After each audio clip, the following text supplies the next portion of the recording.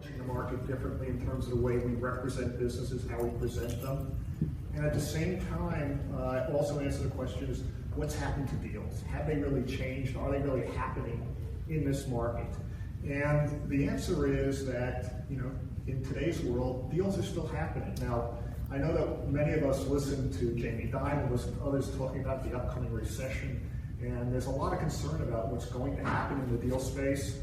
What I will tell you is, to date, we really have not seen any real slowdown in mid-market mergers and acquisitions. And, is that because the market's still catching up with us? I don't think so. I really do think that many of us who have been around the mid-market for a long time have recognized that the mid-market very often moves at a different pace than the public markets do. And as a result, we can't always say what's going to happen in the public market is a reflection of what's going to happen in the private world. So, as we take a look at a lot of the things that are going on out there in terms of concerns over inflation, the war in Ukraine, rising interest rates, we really have seen not a big slowdown in middle market M&A activity.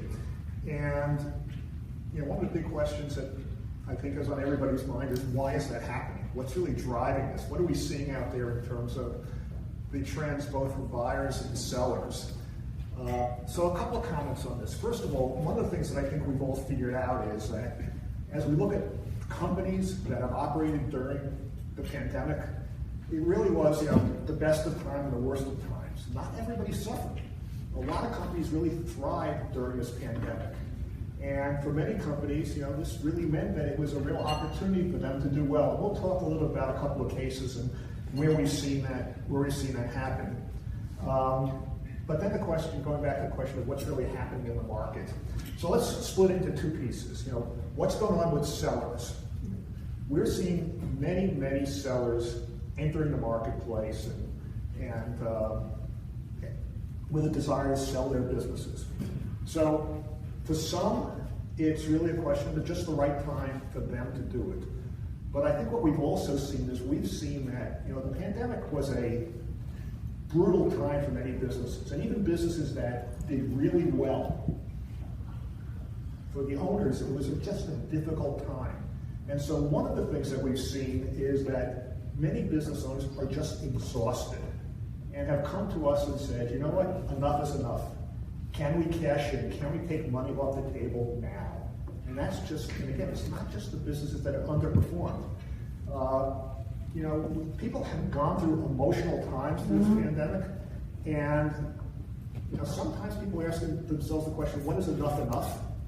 I've had clients come to me and we've said to them, let's wait until the business rebounds, until things come back, and they've come back and they say, you're going to get us enough money for our business that we're going to be satisfied with it.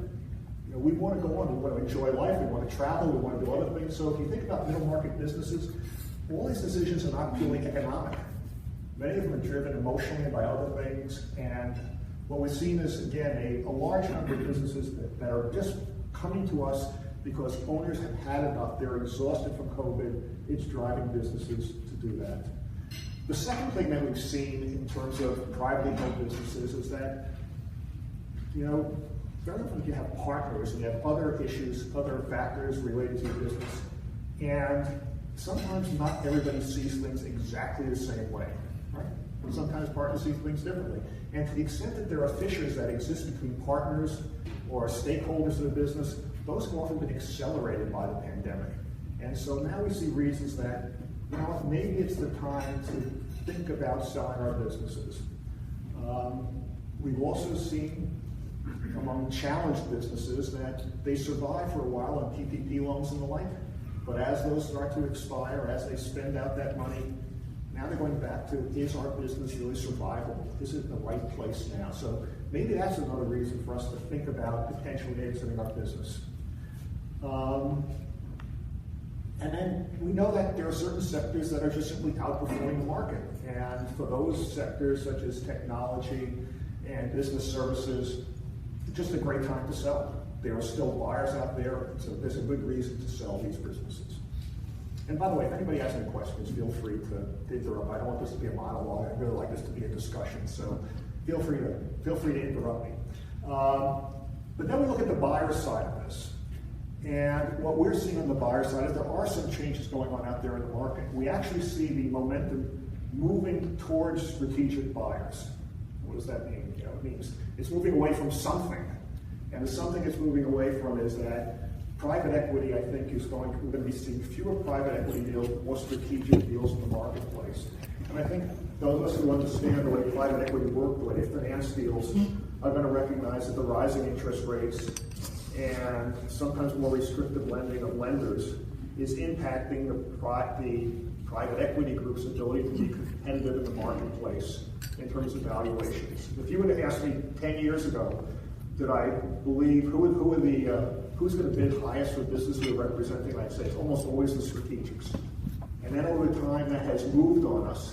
Private equity has become, in many cases, more competitive than strategics. And again, some of that's because in many cases they act as a strategic because they already have a platform in the space and they're trying to build out that platform. So we've seen that, but I think the momentum is moving back towards the strategic buyers. What we're also seeing is we're seeing a tremendous influx of European money into the U.S. marketplace to do deals.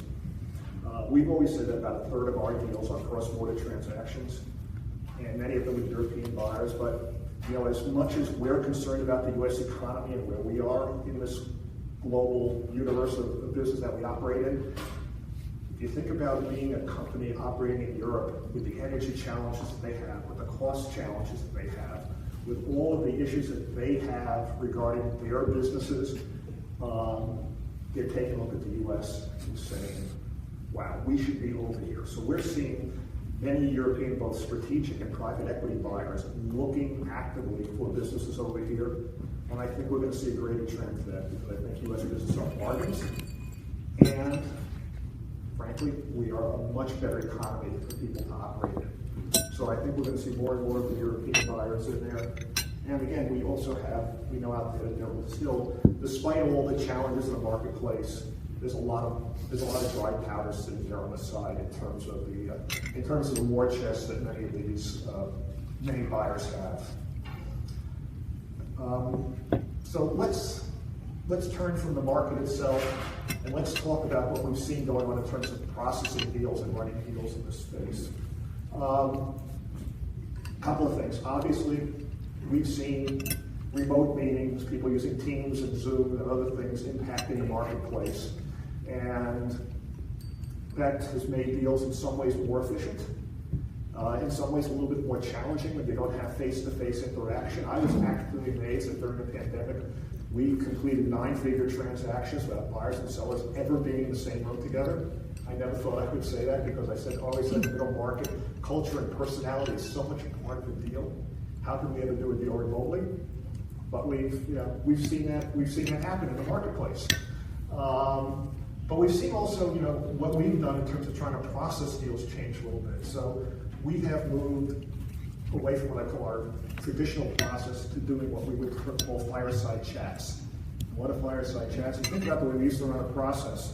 It would be we would have a client, we send out a teaser, they sign an NDA, we send out the SIM, we get the reaction to it, we ask people to submit an indication of interest by a certain date, and only after they submit that indication of interest will we allow there to be direct contact between potential buyers and our sellers.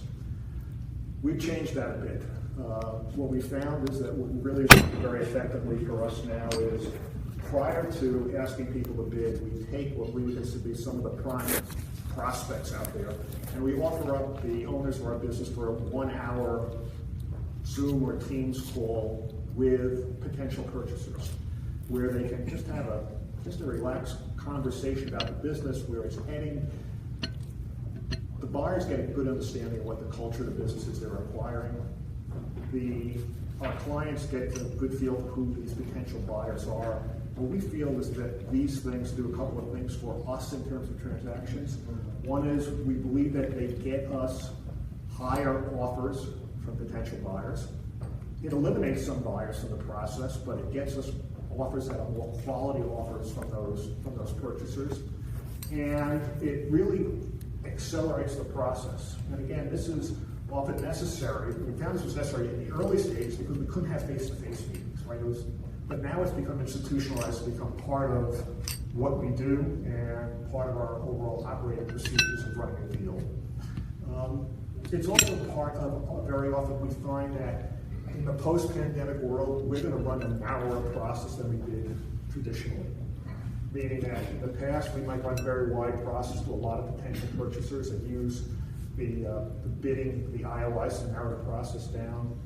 Now what we've found is that what is more effective is to run a narrower process with a more selective group of buyers. And there are two reasons for this. One is it makes the process a little more efficient. But also what we found is that among buyer groups' box, I call that box, has become narrower, meaning that you used to take a look and say, gee, a private equity group would look at anything with a certain with a certain broad description of what the business was. In today's world, what we find is buyers have far more selective criteria that they're looking for. So let us figure out what those criteria are, and let us be selective about who we're inviting into this process.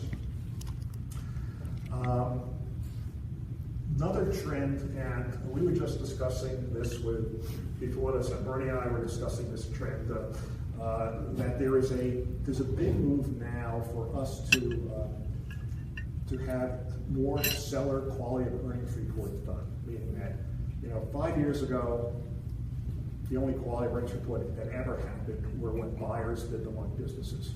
10 years ago, there was no such thing as quality of earnings. 5 years ago, it was you thought the buyers were doing them. Now, in probably 80% of our transactions, we're having outside firms do quality of earnings reports for our clients prior to bringing them to market. Again, why are we doing this? Well, we're doing it obviously because it helps us get a deal done. But what it really does is, it helps our clients anticipate the issues that are going to be found in the transaction. And those are a whole series of new issues. We'll talk about that in a minute. What are the new issues that we're going to have? What it also does is it provides us with a major defense mechanism against our sellers' quality of earnings reports, which they're going to have done. So it provides us with a big defense mechanism against those reports. It also, frankly, gets us more offers from buyers because when a buyer believes that you've already gone through the quality of earnings report, they feel more comfortable with the information that we're presenting to them. And so as a result of that, they have more comfort that there are not going to be surprises down the road with the overall transaction. Now, this costs the client money, right? I mean, this is not a freebie for a client, but part of our challenge is to talk to the clients to convince them that the cost of this is going to be significantly exceeded by the value that they're going to get by having this done in advance of a transaction. So it really helps us get more transactions done. It helps us defend against what we're also seeing as more aggressive buyer quality of earnings. Buyers quality of earnings are being more aggressive in terms of how they approach the deals, and we have to be prepared for that.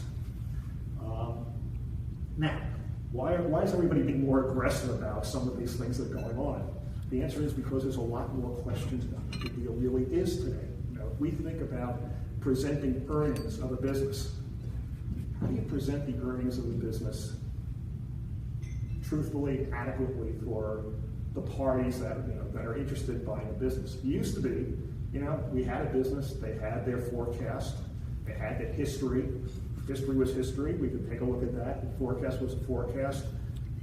There was not a big delta over there in terms of what people were looking at. But our world today has changed pretty dramatically in terms of that, because the landscape in terms of how people can interpret the performance of the business has really changed really significantly. Let's think about some businesses that we might take a look at in terms of their earnings and how one would interpret that. And maybe let me just, before I go to the next slide and talk about that, let me just say one other thing about diligence. What we're going to see as we look at diligence is there's a new level of diligence that raises its ugly head for us. And I know there are a bunch of lenders in this room, and that issue is lender due diligence on transactions. because what we're really seeing now is we're seeing late in the stage lender due diligence coming up and basically throwing a monkey wrench into the work in terms of, is there too much leverage in this deal? Are there too many risks associated with it? How are we going to interpret that? Is the offer that the buyer made financeable? Now, as an investment banker, I would tell you that we often question whether this lender diligence issues are really lender diligence issues, or this is the buyer trying to retrade on the deal and using the lender as an excuse for that happening. But what we're really seeing is we're seeing a whole new level of diligence going on. Besides seller due diligence, besides buyer due diligence, we see this lender due diligence coming up and becoming more and more of an issue for everybody. So let's talk for a few seconds about due diligence. What are some of our issues that we're facing now? And this is both on the diligence side and our presentation side. So for example, when we think about what the earnings of the business are, and we think about what business have gone through over the last few years in terms of supply chain challenges, in terms of input challenges, in terms of their ability to pass through costs to customers. What are we really talking about here in terms of what are the true earnings of a business? How do we present that fairly and honestly? So let me just take you through an example. We had a client who supplied product that was used in the hospitality industry. During the pandemic, their volume dropped by 50%. Now, it's come back to almost pre-pandemic levels. What are we going to say about the performance of that business? Well, you'd like to say we're back to where we were, but we have other challenges that we have to address. Now we say that their input costs, the cost of buying raw materials, has gone up. And they haven't really been able to pass that through to their customers yet. They will, but not quite yet. So the earnings aren't back up to where they were. How do we really approach that in terms of presenting the earnings to a buyer that a buyer will believe and be willing to pay for? So we have issues like this that impact us all the time in terms of how we present the business to a buyer and how will the buyer finance this business. So what is a buyer going to believe? Buyers, we think that buyers buy the history of the business. They don't. Buyers are buying the future, right? That's what they're buying when they look at the business. So when we look at the future, how should we interpret the economics of this business? So we're going to present it one way. Will the buyer believe it? How is the buyer going to react to our presentation of working capital? What's normal working capital for this business? How do we handle that? That's something that is important to us. It's important to the buyer also. And again, you have business risk analysis. When the buyer comes in and does its quality of earnings and does the assessment of the business, again, two things they're looking for. Everybody's looking for two things when they buy a business. They look at the opportunity. Where can I take this business? Where can it go? And you're looking at what are the risks. I'm going to spend a lot of money for this business. What can sink me? So when you take a look at those two things, when you look at the supply chain issues, big issue today, customer concentration. I can't tell you how many businesses we have where there are customer concentration issues with it. Where now there are a whole bunch of human resource issues that exist with a business. Can you get people? Can you hire them? Where are you going to get your employees? And are they sustainable? The inflationary pressures on a business, and not to mention, all the other things that put the business earnings at risk that make it uncertain for us. So part of our real challenge in presenting businesses is figuring out how to present this so it's believable and it'll pass diligence when people get there. And by the way, the other aspect of diligence that I think is really important for us to think about is that we are urging our clients more and more to do more and more diligence on the buyers. Let's really understand who's going to buy your business. Let's understand what it's going to be like, what's life going to be like after the deal. Let's take a look at the buyers and see, are they really going to go through with this deal? There are a lot of deals that we see out there in the market that are broken deals, and they're broken deals because the buyers and sellers really didn't understand each other until late in the process. So how do you make that understanding early on in the process so you don't have these these broken deals, and you have real cultural compatibility between buyers and sellers.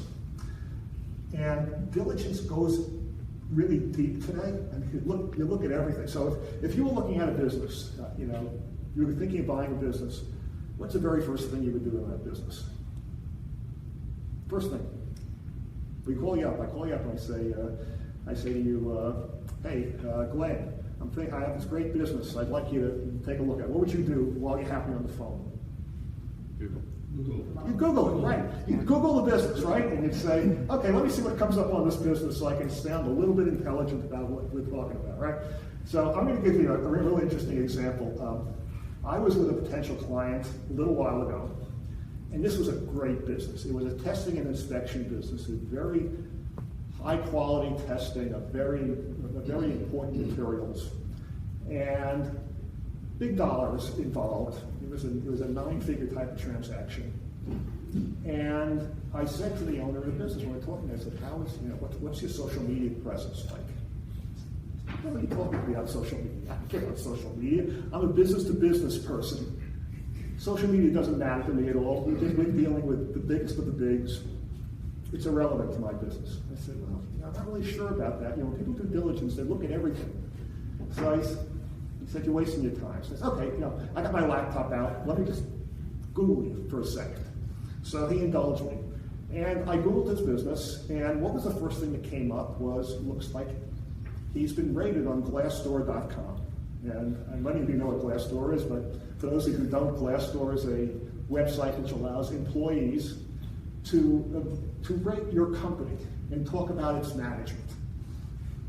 Okay, so I Googled it. I'm going to put it up on the board exactly what this said, and you may have a little bit of trouble reading this, so I'll read it to you in case you can't really see this. But I have to say, what are the pros about this business?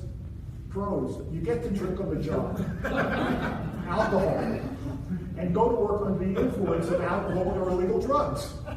Your operations manager notifies you of upcoming random drug tests, so you have the time to clean up before these tests.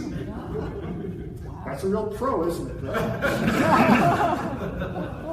Now, could you imagine being a company that's about to spend 9 figures on this business, and this is the first thing you see about them when you Google them, is this? Now, is this true? I have no idea. I really don't know. And we know that just like on Yelp, you have a tendency to have negative reviews. We know that that's true on Glassdoor.com and all of these websites. But the bottom line is, if that's what someone's first impression is of your business, it's probably not a good thing. So what does that really tell us? It tells us that diligence has gone deeper, and it's every place now. And so we all have to be conscious of all of these things when we present the business, that we have to, if we control all of these items, by the way. There is absolute ability to control. So you can't get a negative review on Glassdoor taken down. But what you can do is you can go to your other 150 employees and say to them, I'd really appreciate if you went there and wrote an honest review of our company. So this person we fired 3 months ago, his review is not the only one that people see when they go on the site. So, again, all of this stuff is controllable. But you have to think in advance, you have to plan for it. You have to do the same diligence that a buyer is going to do on your business as a seller, and do it early and do it often to make sure that none of these things come up as real surprises. Next question to answer is, okay, now we're getting a deal done. What happens to deal structure in light of the pandemic? Has that changed at all? And the answer is it has in a couple of respects. The first one is, we talked about the fact that, I said, what are the earnings of this business? What are the EBITDA of this business? And since we know that there are a lot more questions there, we know that there's going to be bigger gaps that are going to exist between how a buyer and seller interpret the value of the business. And so what we're really thinking of in many of these cases is that we're using more and more earnouts to bridge the gaps. Now, again, we're going to figure out how we structure those earnouts, because earnouts are a lawyer's dream. They're really difficult to draft, really difficult to enforce, really difficult to get everybody comfortable with. But there are ways of doing it, and again, if the earnout is based more upon either top line sales or gross profit, a lot better than being based upon profitability of the business, where a buyer can often manage that. But we're finding more and more deal structures have earnouts in there as a important piece of their puzzle. We're seeing very often increased rollover equity. What buyers are saying to sellers are, if you really believe in your business, then you know what, invest along with us. And so we're seeing a larger portion of the deal today being in terms of rollover equity.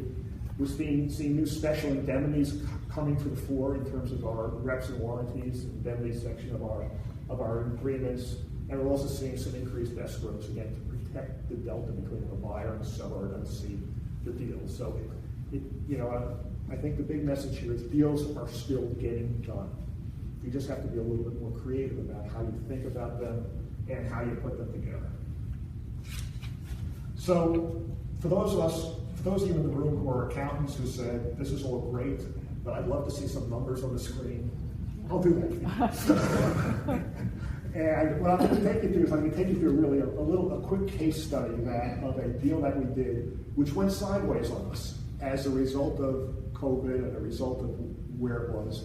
I'll tell you, it all turned out okay in the end, but there were a lot of sleepless nights over this transaction. So here we go. Okay, so I changed the name to protect the guilty in this particular case, so bear with me. We're going to talk about this company, which was a company that manufactured kitchen products, manufactured and distributed kitchen products. Nice business, privately owned, second generation business, where the family had decided it was time to sell this business. And if we think about this, when the company first started talking to us in 2019, they were doing about $70 million in sales. They had EBITDA of about $6.5 million. Inventory was about $12 million, and a total working capital about $19 million. But what happened? The pandemic hit, and lo and behold, look what happened to them. Their sales jumped up to $100 million. Why? Everybody was staying at home, right? People weren't going out to eat. Everybody was focusing on, do I like the stuff we have in our kitchen? Do we like this? Is it nice? Yeah, why not? Let's buy some new stuff. And so as a result of that, their sales jumped dramatically, but at the same time stood their inventory, right? Because all of a sudden what they found was that instead of buying product from Asia and being on the high seas for 5 weeks, it was taking them 12 weeks to get the products delivered, if they could get containers. So all of a sudden their whole business model changed in terms of what they needed to do to bring in inventory.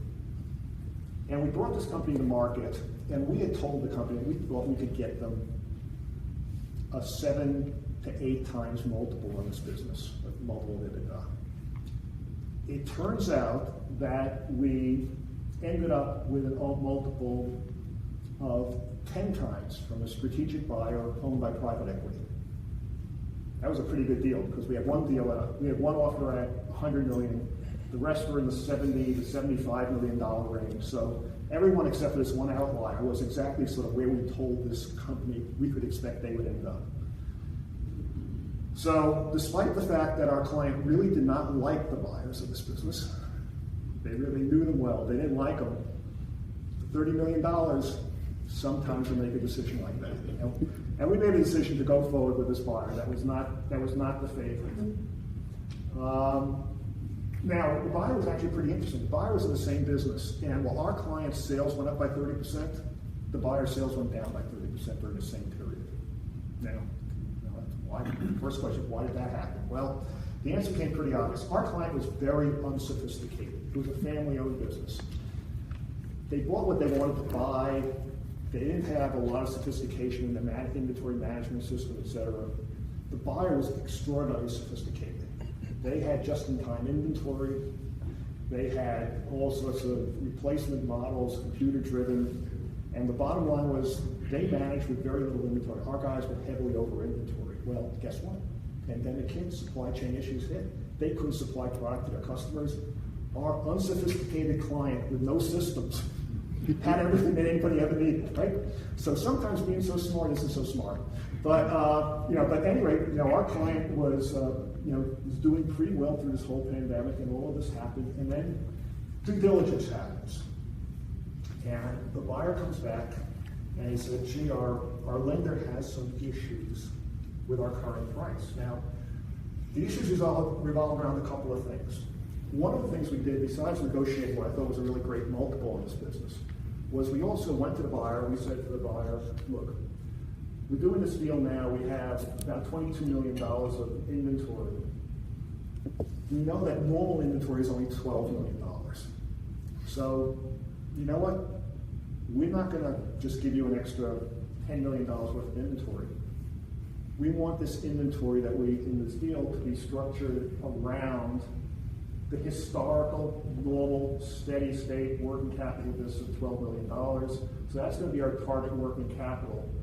And that's where we would like our target working capital to be back at the $12 million number. And to the extent that we end up delivering, this slide's a little bit off, to the extent that we're delivering excess inventory, we want you to pay us for it. So our price was really not $100 million. It was close to $107, $108 million on this deal. Buyer understood that. We didn't hide it from them. We basically said, this is how we see the business. We see this inventory over time returning back to its normal state. So we want you to pay for it as an extra over and above the multiple. They agreed to that. But then due diligence happens, by both the buyer and their lender, and they come back to us and say, you know what, we got problems. We're no longer willing to honor the offer that we put on the table. Why? Well, the market's moved on us a little bit. And it had moved a little bit because we saw companies like Target and Walmart were already announcing that they were reducing their inventory levels, that they were reducing their purchasing, things of that sort were happening. That was all understandable. That was happening in the marketplace. But the buyer came back to us and said, we're no longer at $100 million plus $7 million or $107 million. We're now at 80. And we're not giving you, and we think inventory is going to stay at that number, so we're not giving any adjustment for inventory, so it's $80 million, or we're walking from the transaction. It's not a good scene. And we're here and we're saying, well, $80 million is still better than an next best offer, but it's not where we want to be in this transaction. But this is exactly what, and was it the lender who caused us all by saying that we won't finance this deal for the buyer? We don't know, right? We really don't know. We're in the middle of this deal. We don't know what's going on. The only thing you know is that you want to try to get a deal done, and we're going to try to negotiate around it. And so what really happened with this deal? The answer was, buyers said they were going to walk.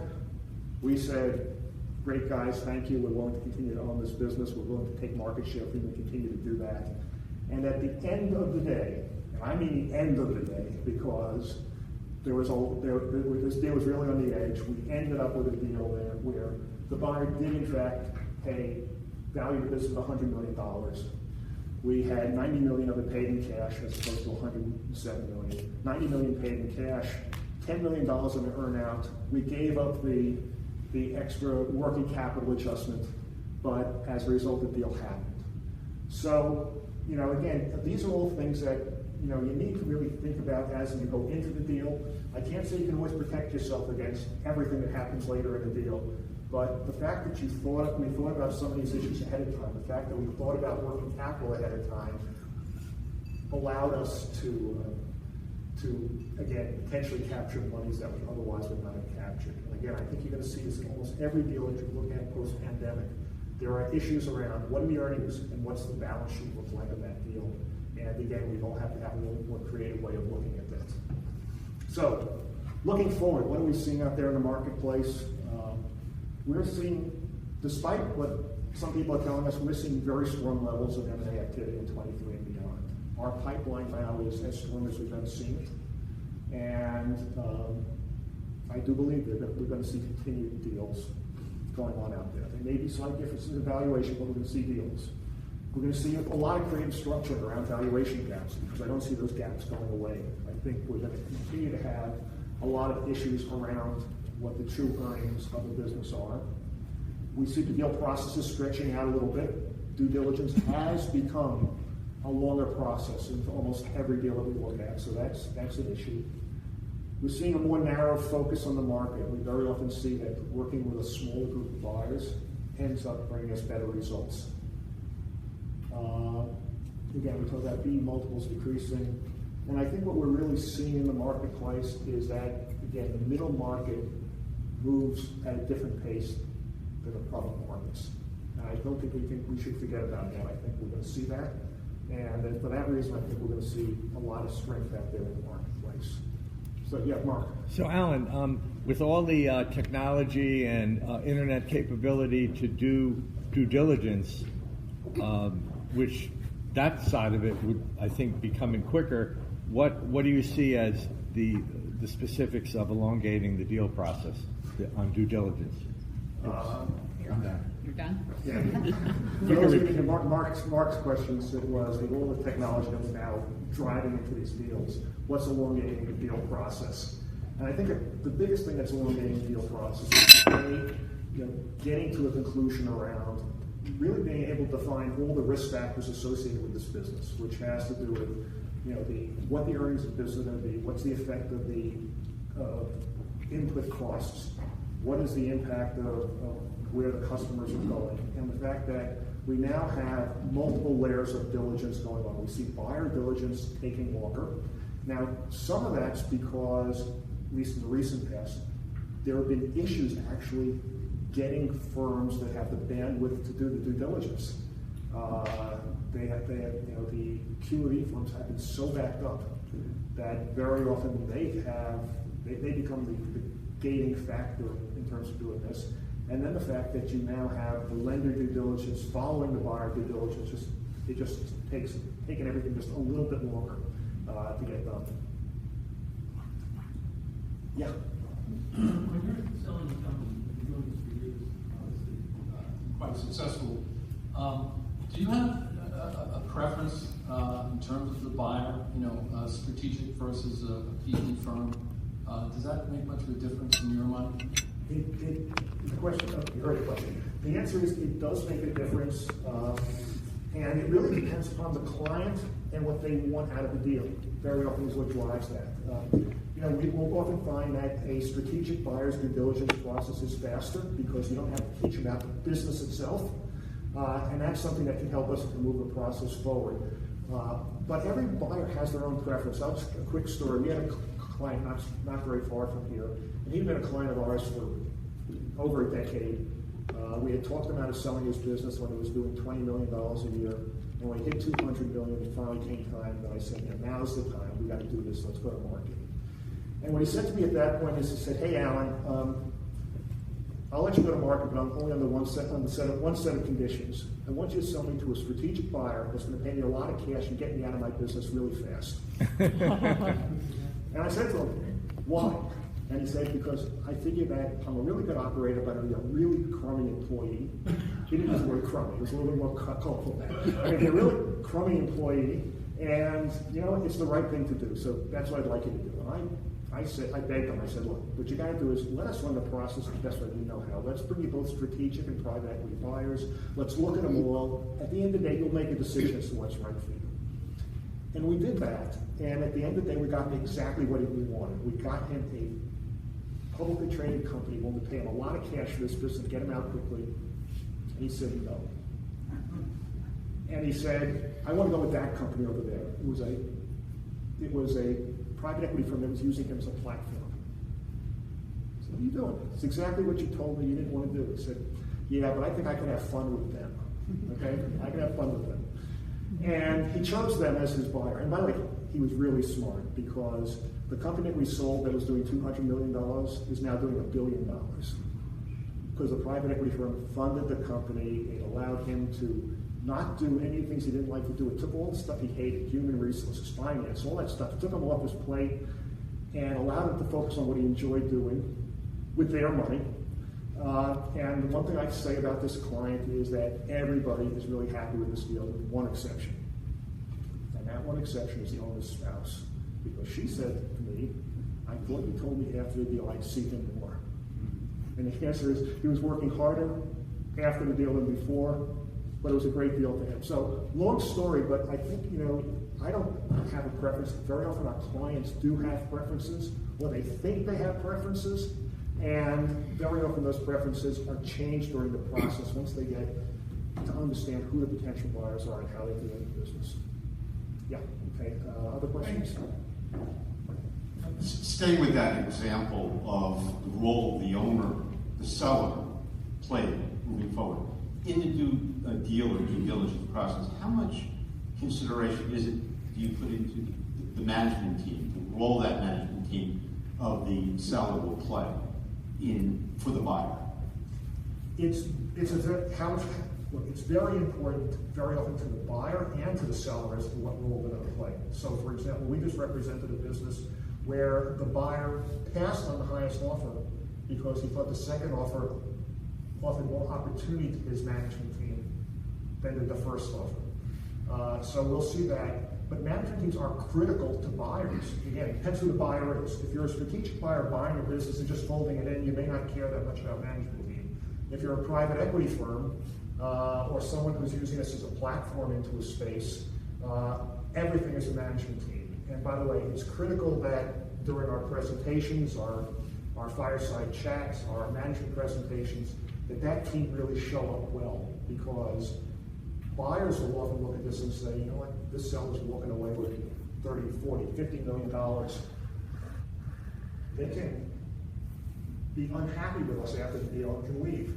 So what are we left with? We're left with the second tier, and that second tier better be strong. So we spend a lot of our time coaching the second tier management team as to how they're to perform, what they're to say.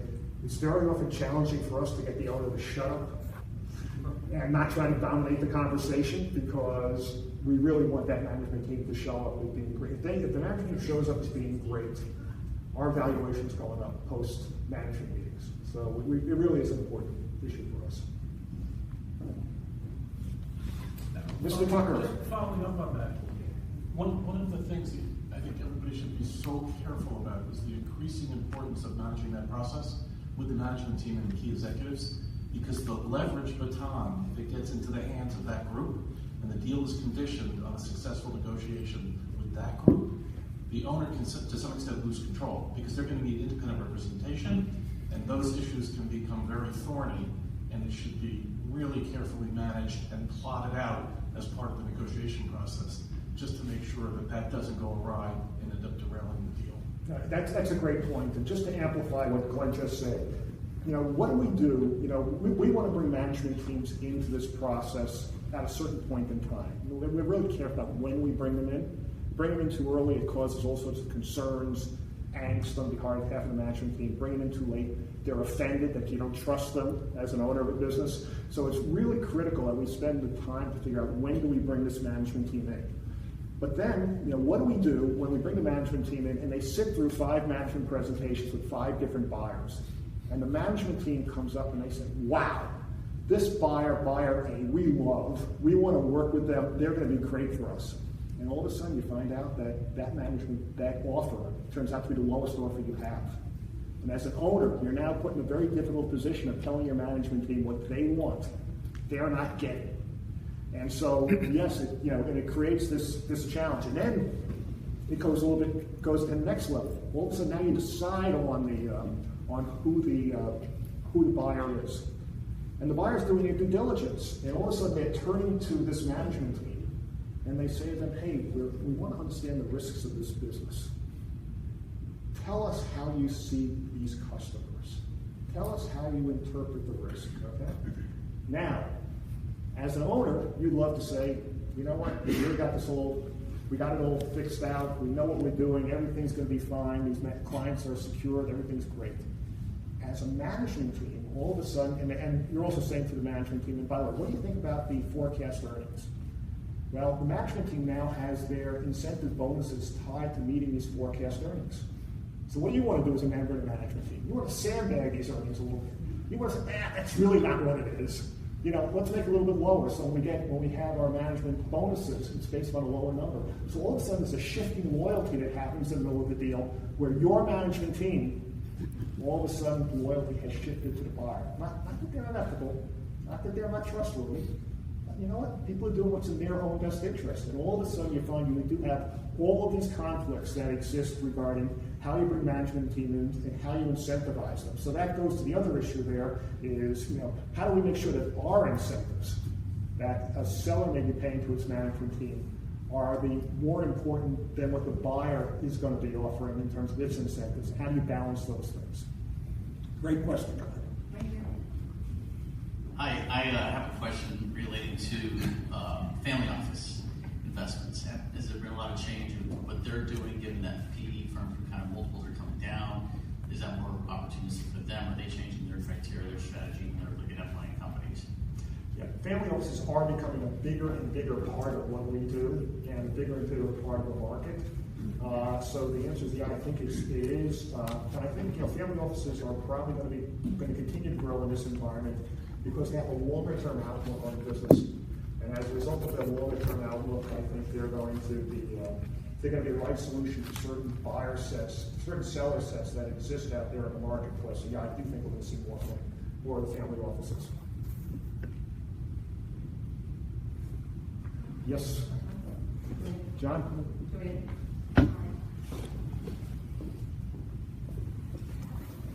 Sorry, Alan, you talked a lot about increasing use of earnouts.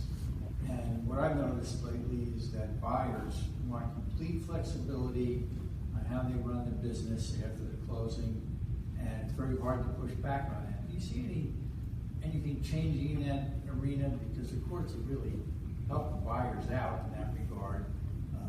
But I think it's really important that the sellers have some control over the operation. What do you see happening? Yeah, and it is a great point. You know, what I think happens is a couple of things that try to help us with earnouts. One is if the earnout, the shorter the earnout period, the better off you are. So if we can shorten the earnout period to a year or something of that sort, that's a good thing for us, number one. Number two is, you know, we try to take earnouts and tie them to top line numbers if possible, and if not to gross profit numbers, but never to the total profitability where a buyer has full control over the expenses of an operation. So I think we see some of that. And the third thing that's really important with an earnout is that I only want to have an earnout if my seller is in fact staying there and running the business. If the buyer is dependent upon the seller and says, hey, you're going to basically be here running the business, you know, I have a little bit more faith that no one's going to do anything that's going to take the business way off track. All that being said, I hate earnouts. Okay? I hate earnouts, and I will say that I typically try to use an earnout only to bridge a very limited gap in valuation, and so I do that, and I will often tell a client that I far prefer that they roll over some additional equity into the business so that their interest and the buyer's interest are totally aligned, than I would take an earnout where there may be a reason for one party to act in a certain way which may disadvantage the other party. Anything else? Oh yes, one more. Alan, we're starting to see a little bit more in these industries where there's good earnings but not.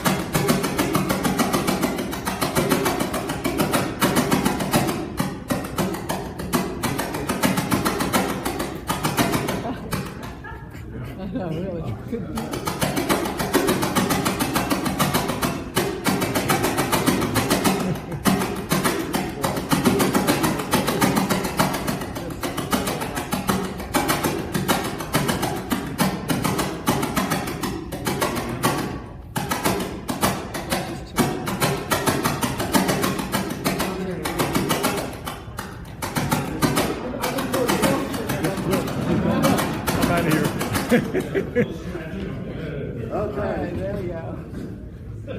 So I know exactly what you're meaning. Did you know that, Pete? No.